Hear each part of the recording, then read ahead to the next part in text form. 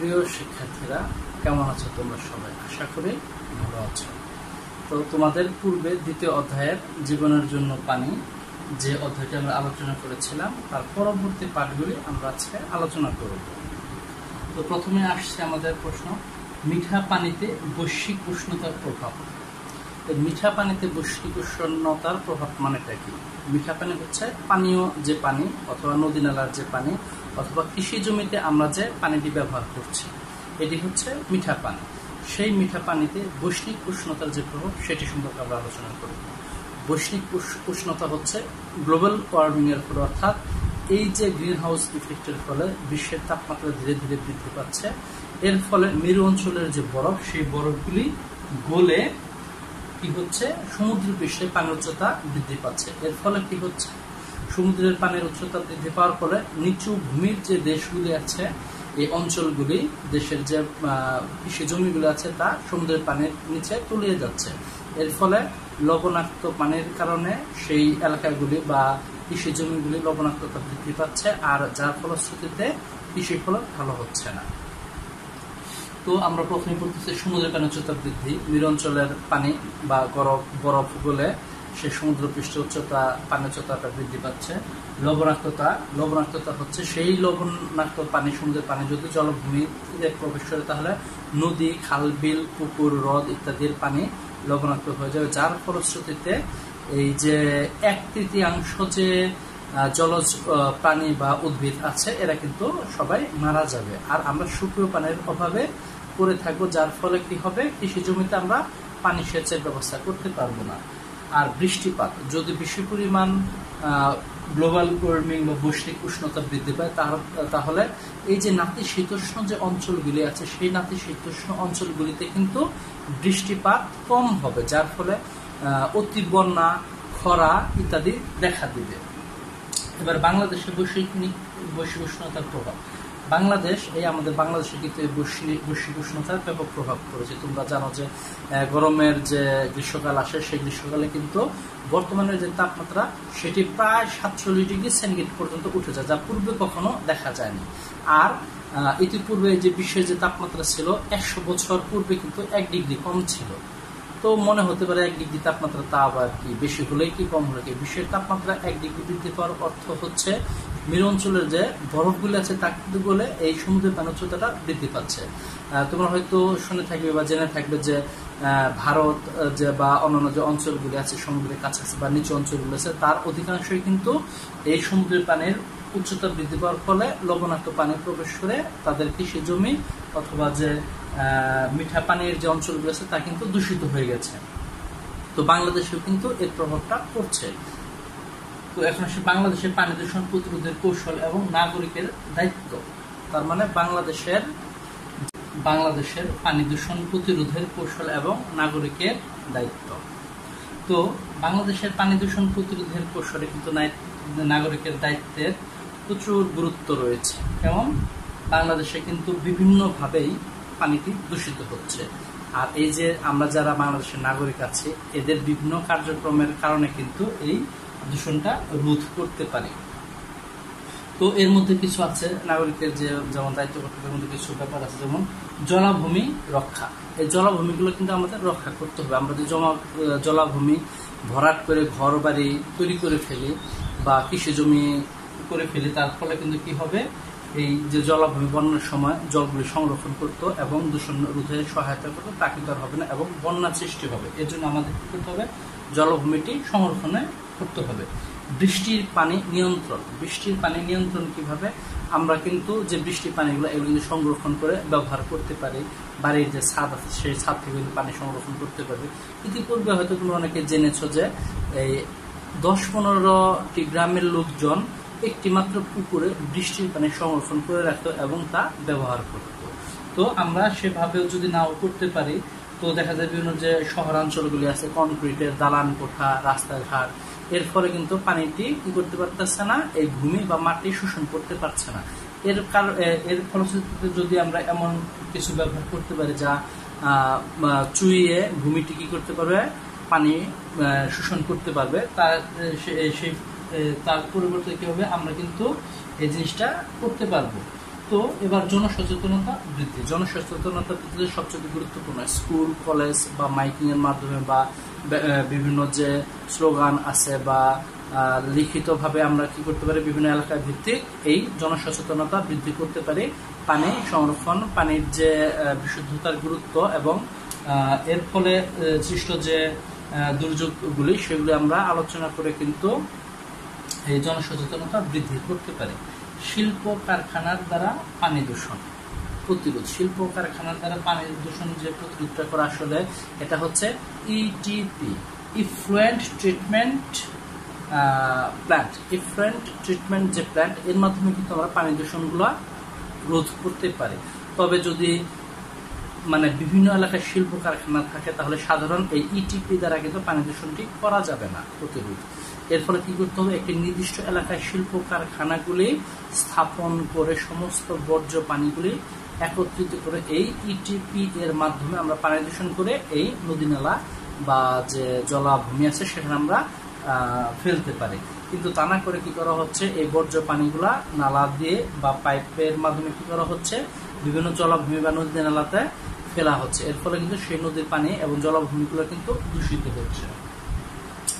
এবার কৃষি জমি থেকে মাটির ক্ষয়রোধ করার উপায়। কৃষি জমিতে যদি আমরা বারবার চাষ করে থাকি তাহলে কি হয়, জমির উর্বরতা নষ্ট হয়ে যায়। এই উর্বরতা যদি নষ্ট হয়ে যায় তাহলে কিন্তু আর পরবর্তীতে ভালো ফসল পাওয়া যাবে না। এর ফলে কি হবে না, এই জমির ক্ষয়রোধ হবে। আমরা কিন্তু কি করতে পারি, এই কৃষি জমিতে বিভিন্ন সময়ে বিভিন্ন ধরনের সবজি বা ফসল চাষ করে সেই কৃষি জমির মাটি ক্ষয়রোধ করতে পারি। অথবা সেখানে যদি আমরা কীটনাশক সার ব্যবহার করি তাহলে সেই কীটনাশক সার যদি আমরা ব্যবহার করি, যার ফলে বৃষ্টির পানিতে ধুয়ে সেই পানিটা দূষিত হতে পারে। আমরা যদি সেখানে জৈব সার ব্যবহার করি, যে জৈব উপাদানগুলি থাকে সেই জৈব উপাদানগুলি কিন্তু পানি ধরে রাখতে সক্ষম। তোমরা হয়তো জানবে, যখন ফসল কাটা হয় তার যে অবশিষ্ট অংশগুলি জমিতে থাকে, সেই অবশিষ্ট অংশ জমির যে ফসলের অংশ থাকে তা কিন্তু পানি দূষণে সহায়তা করে। অতিবৃষ্টির ফলে যে বন্যা হয় এখন বর্তমানে দেখা যায়, সেই বন্যার পানি যখন আসে সেই বন্যার পানি থেকে কিন্তু এই কৃষি জমিগুলো কি হতে পারে, দূষিত হতে পারে। এর পরবর্তী যে পয়েন্টগুলি আছে সেগুলি তোমাদের সময় সংক্ষেপের কারণে আমি পূর্বে লিখে রেখেছি, একটু দেখো। উন্নয়ন কার্যক্রমে পানির ভূমিকা। উন্নয়ন কার্যক্রমে পানির ভূমিকাটা আবার কি? তার মানে কোনো উন্নয়নমূলক কাজই কিন্তু পানি ছাড়া করা যায় না। তুমি যদি যে বিশ্বের উন্নয়নশীল দেশগুলি দেখবা বা উন্নত দেশগুলি দেখো, যে শিল্প কারখানা, এই শিল্প কারখানায় যে কাজগুলি করা হয় তা কিন্তু পানি ছাড়া করা হয় না। তুমি যদি তোমার এলাকাতে ধরো বাড়ি করতে চাও বা কোনো কিছু করতে চাও, পানি ছাড়া কিন্তু করা সম্ভব। একটা বাড়ি করতে গেলে, কংক্রিটের বাড়ি তৈরি করতে গেলেও কিন্তু পানির প্রয়োজন হয়। এই কারণে বলা যায় যে উন্নয়ন এবং পানি একে অপরের পরিপূরক। তো বাংলাদেশের পানির উৎসের হুমকি।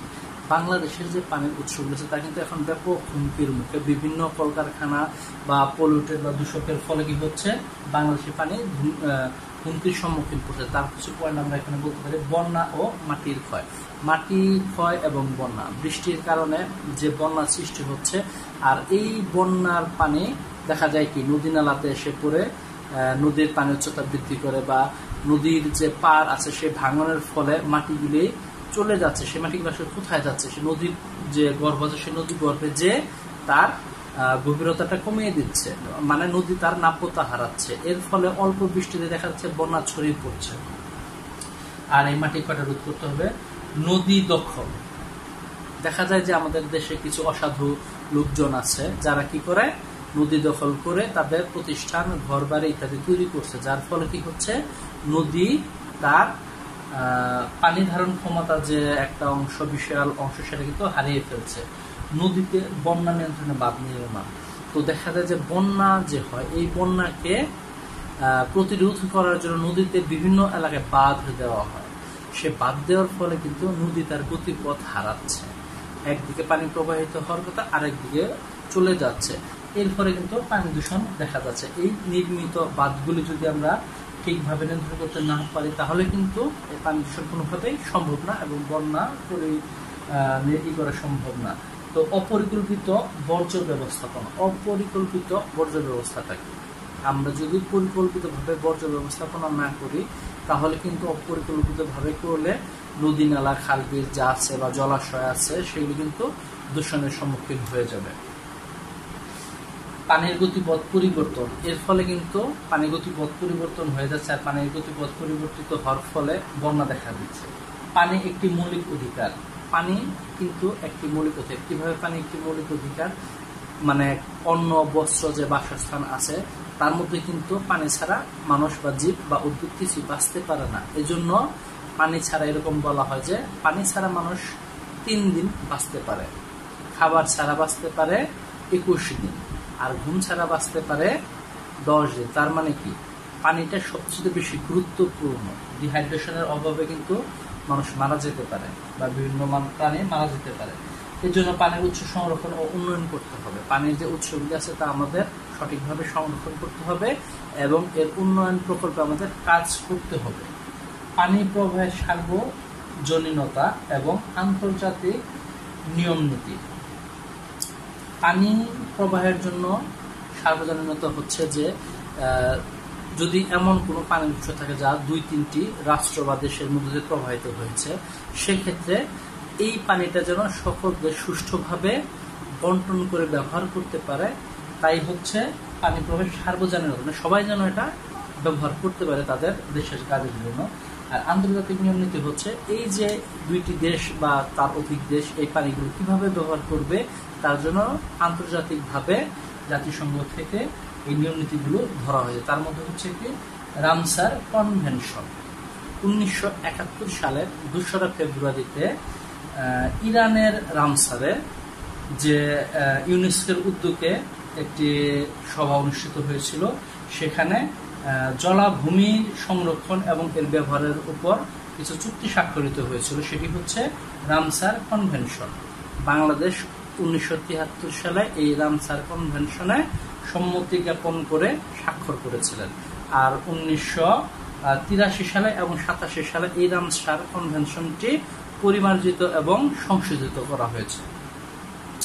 এবার আসি আন্তর্জাতিক নদী কনভেনশন। এই আন্তর্জাতিক নদী কনভেনশনটি 1966 সালে আন্তর্জাতিক যে আইন প্রণয়ন যে সংস্থাটি আছে ওনারা এই কিছু নীতি নির্দেশনামূলক সভা অনুষ্ঠিত করেন। আর সেই সভার যে 52তম অধিবেশন আছে সেখানে আন্তর্জাতিক যে জাতিসংঘের যে আইন সভা আছে ওনারা একটি নীতি নির্ধারণ স্বাক্ষর করেন। আর 1997 সালের 21শে মে এই আন্তর্জাতিক কনভেনশনে জাতিসংঘের যে সনদটি স্বাক্ষরিত হয়েছিল তার মূল কারণ হচ্ছে বিভিন্ন দেশের মধ্য দিয়ে প্রবাহিত যে পানির নদীগুলি বা নদীর পানিগুলি আছে এগুলোর জন্য সকল দেশ সুষ্ঠু এবং সমানভাবে ব্যবহার করতে পারে, সেই উদ্দেশ্যে এটি করা হয়েছিল।